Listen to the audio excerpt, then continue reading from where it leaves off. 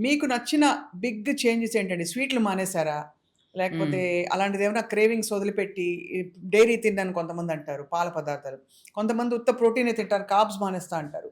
అలాగా మ్యామ్ మీ వీక్యూరాతో పాటు కొన్ని గోల్డెన్ ప్రిన్సిపల్స్ ఏమన్నా ఉన్నాయా మీరు నేర్చుకున్నవి? నాకు తెలిసి నేను ఏమినే వదలలేదు. ఆ! స్వీట్స్ అంటే గూడా స్వీట్స్ తింటాను.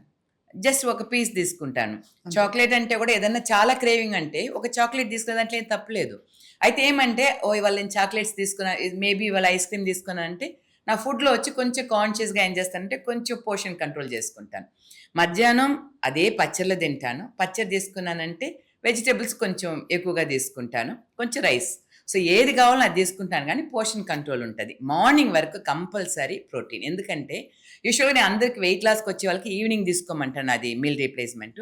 నేనెందుకు తీసుకుంటా అంటే మార్నింగ్ నేను వాకింగ్ చేసి వస్తాను కాబట్టి, సో, ప్రోటీన్ తీసుకుంటే అది కాకుండా హెయిర్‌కొచ్చి ప్రోటీన్ చాలా అవసరం. సో, హ్మ్. మార్నింగ్ ప్రోటీన్ తీసుకుంటాను.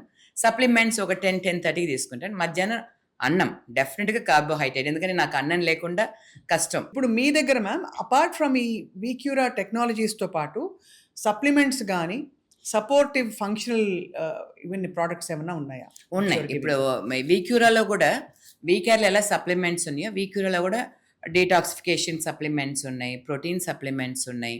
దాని తర్వాత వచ్చి మనకి ఇప్పుడు ఐరన్ ఇయన్నీ ఏదైనా తగ్గుతా ఉందంటే దానికి సప్లిమెంట్స్ ఉన్నాయి. వుమెన్స్ హెల్త్ ఇప్పుడు హార్మోనల్ ప్రాబ్లమ్స్ వల్ల హ్మ్. వాళ్ళకొచ్చి వెయిట్ లాస్ ఇది అవ్వకుండా ఉందంటే దానికి తగ్గట్టు సప్లిమెంట్స్ ఉన్నాయి.